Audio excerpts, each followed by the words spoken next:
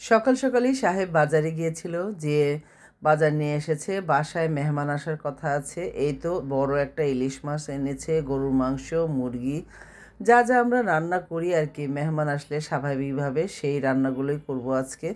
এই যে মুরগি এখানে এনেছিল, দেশি মুরগি 2টা এনেছিল, তা আমি একটা রান্না করব। আর গরুর মাংস সবটা রান্না করব না, অর্ধেকটা রান্না করব। গরুর মাংস ছিল প্রায় 3-3.5 কেজির মতো, এইখানে অর্ধেকটা রান্না করব, বাকিটা আবার ফ্রিজে ধুয়ে দেবো, আরেকদিন রান্না করব। ইলিশ মাছটাও কেটে ধুয়ে পরিষ্কার করে নেব। আর এই যে গরুর মাংসটা কিন্তু আমি বসিয়ে দিয়েছি, সব কিছু দিয়ে মশলা দিয়ে মেখে বসে দিয়েছি। মুরগির মাংসটাও একদম কেটে ধুয়ে পরিষ্কার করে আলুটা লাল করে নিয়েছিলাম, আলুটা লাল করে পরে মাংসতে দিয়ে দিলাম। মাংসটা এখন ভুনে নিব।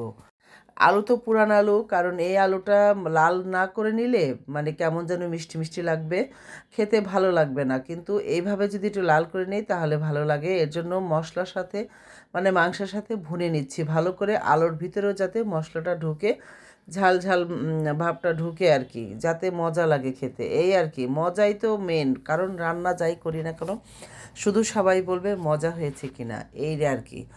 রান্না তো করতেই থাকি, তবে এক এক দিনের রান্না কিন্তু এক এক রকম হয় না, মানে মজা হয় না আর কি।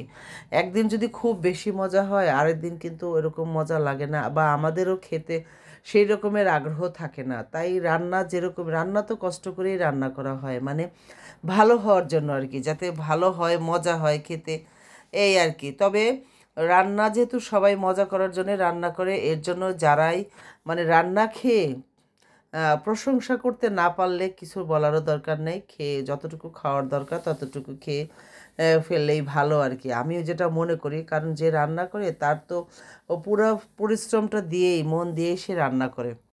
এই যে একটু পোলার চাল ধুয়ে নিচ্ছিলাম, পোলাও রান্না করব, সাদা পোলাও। বাচ্চারা বেশিরভাগ বিরিয়ানি খেতে বেশি ভালোবাসে, কিন্তু আমি আবার পোলাওটা কেনই করলাম, কারণ কেউ যদি ভাত খেতে চায়, সাদা ভাত, সে ভাতও খাবে পোলাও খাবে।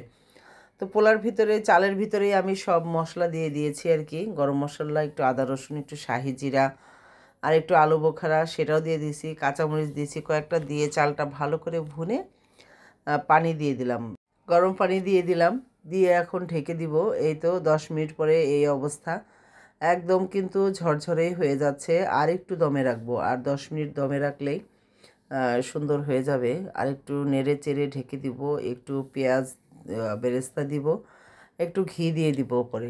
একদম অল্প চাল রান্না করেছি কিন্তু আমি, ঘি দিয়ে মানে 10 মিনিটের জন্য আরও একদম দমে রেখে দিলে একদম পুরো পোলাওটা ময়ময় একটা ঘ্রাণ আসবে পুরো বাড়ি জুড়ে। তো রান্না আমার শেষ পুরো, আর পরিবেশন করে দিয়েছি। গতকালকের মাথার মাংস ছিল, করল্লার রোস্ট ছিল, সেগুলো সহ সব কিছু একসাথে। এখন সবাই একসাথে খাওয়া দাওয়া করবো। তো ভালো থাকবেন সবাই। আজকের ভিডিওটা কেমন লাগলো অবশ্যই জানাবেন। আল্লাহ হাফেজ।